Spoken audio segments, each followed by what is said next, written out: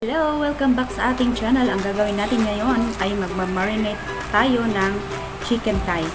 Ang lulutuin natin mamayang hapon ay creamy mushroom chicken thighs. So, let's start by marinating our chicken thigh. First, ang gagawin natin, gagamit tayo ng gloves.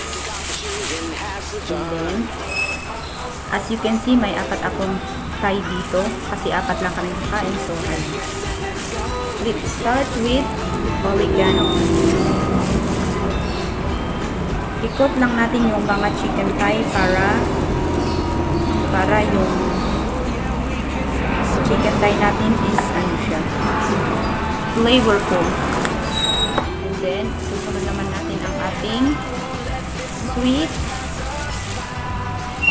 paprika. Ay! Nasobrahan. Okay. Next is kasi wala akong fresh na parsley, so gagamit ako ng dry.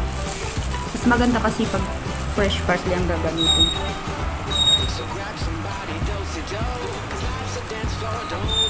Ayan. Then, next, para hindi na tayo gamit ng asin, gamit tayo ng garlic powder.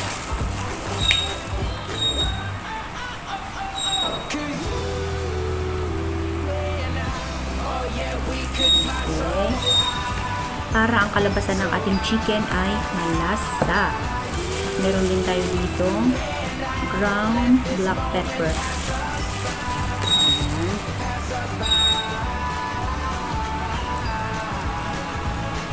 Madali lang siyang lutuin mga guys. So, hope you like our recipe today. At meron din tayong onion powder.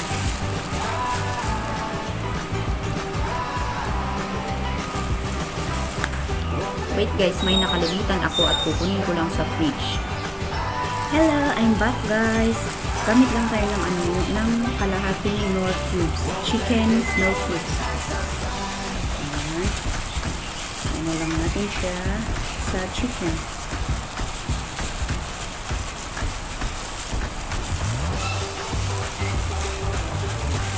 Madali lang siyang lutuin guys. So, hopefully magustuhan niyo siya at masubukan niyo rin yung recipe na ito. Tapos later on, ang gagamitin natin is may gagamitin natin na milk, cream, at saka yung cream pala na ginagamit ko is cooking cream. Ang brand niya is Bula. Ayan. Natapos na tayong ilagay lahat ng ating ingredients. Gamit lang tayo ng dalawang disposable gloves para i-massage natin yung ating chicken. Mas matagal na i-marinate yung ating chicken, mas malasa. Kaya, inagahan kong i-marinate para pag magluto ako mamayang hapon, ready. Ganun lang siya guys.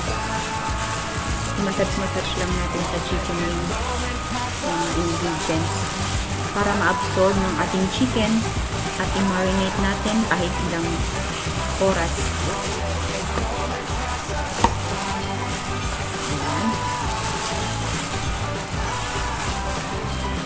Para lang natin minamassage ang yung chicken. Back to back lang siya guys para pantay yung yung taste ng ating chicken. Ayan. Massage lang yan. Massage lang yan. Kasi kanina dito ko nabudbud lahat yung paprika para damay-damay naman ganun. Okay. That's it. Mas matagal natin i-marinate yung chicken, mas malasa. Mas yung outcome niya. So, ayan guys. Tapos na siya.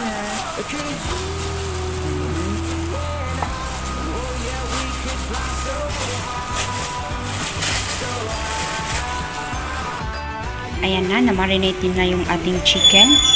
Ito po yung mga ingredients na ginamit ko. Parsley flakes.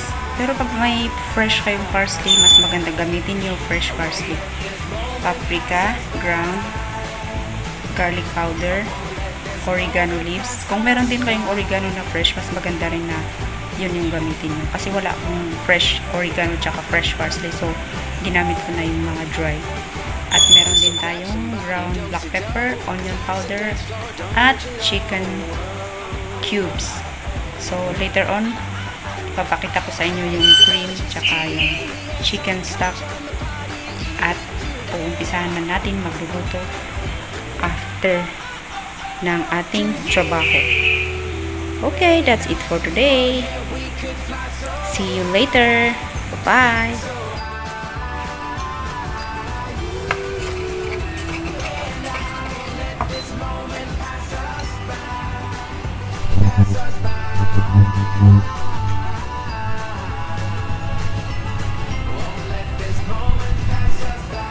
Ayan guys, painitin muna natin yung ating kawali at lagyan natin ng 1 tablespoon of butter and then 1 tablespoon of olive oil. Kung wala kayong olive oil or butter, pwede namang kahit vegetable oil lang. Ayan. Ayan. Pwede na natin ilagay yung ating marinated chicken. Wow, so fragrant. Kasi nga, minarinate natin ng napakatagal na panahon. Yan lang. Iskin muna natin yung uunahin natin na ilagay sa ating para hindi siya mag-stick sa ating kawali. Ayan. Ilisin lang natin ng konti para ma-space yung isa pang ating chicken pie. Ayan. Kailangan natin na i-golden brown yung ating chicken para maganda yung color. Pwede na natin baliktarin yung ating manok. Wow! The color is so beautiful.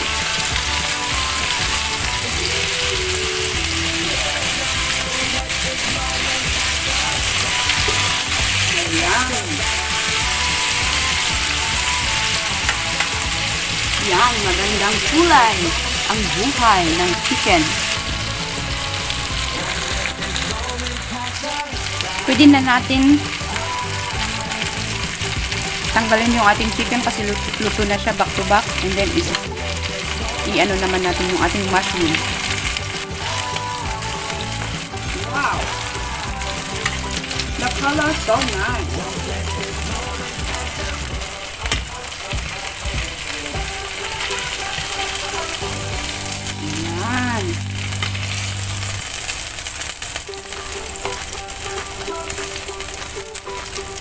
No need to wash the wok. At lagyan natin siya ng chopped onion.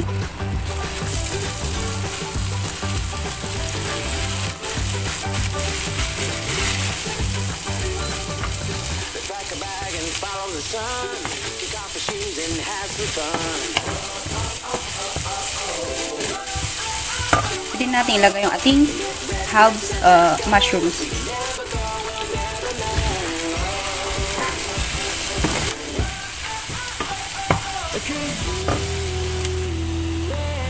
And then parsley.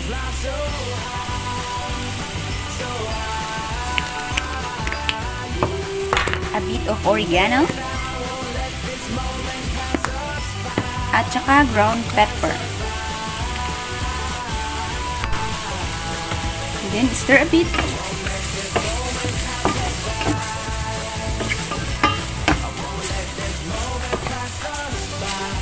Pwede na natin ilagay yung ating 500 ml of chicken broth.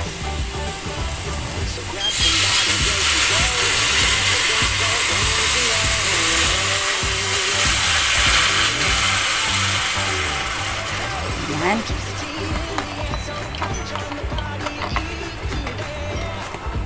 And then yung ating 100 ml of all cooking cream. Yan yung ating cream. Haluin lang natin.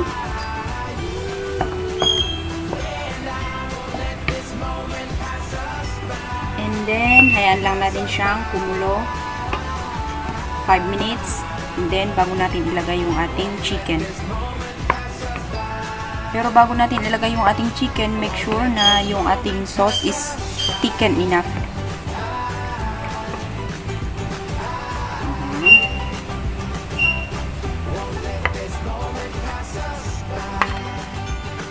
At lagyan natin ng 1 teaspoon of garlic puree ng ating chicken. So, pwede na natin ilagay yung ating chicken thigh sa loob ng ating sauce. At hayaan lang natin siyang kumulo about 10 to 15 minutes sa low heat.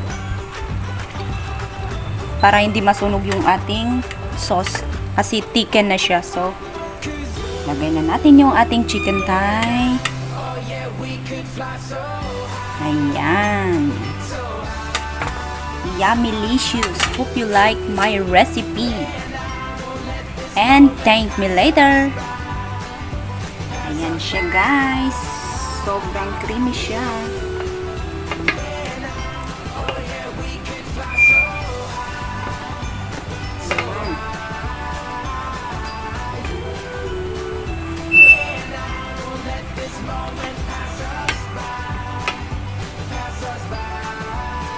Ilagay natin yung mushroom sa ibabaw ng manok para hindi mag-dry yung ating chicken thigh.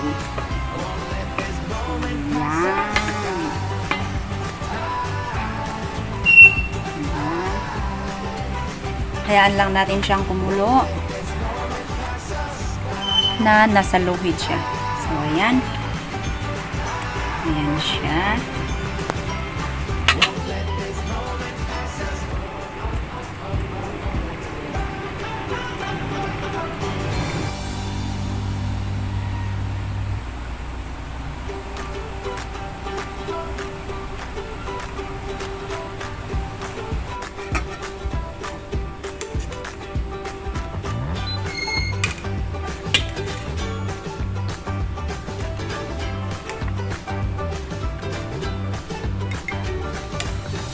A bag and follow the sun. Kick off your shoes and have some fun.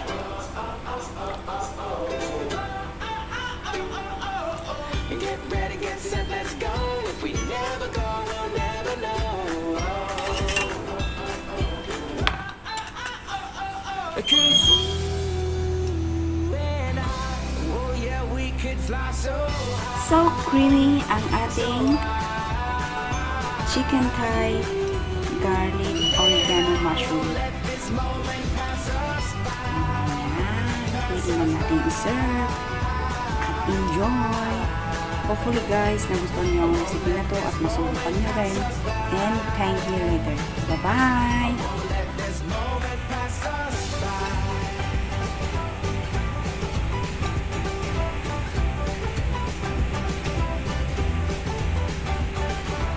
So grab somebody, do-si-do, 'cause life's a dance floor, don't you know?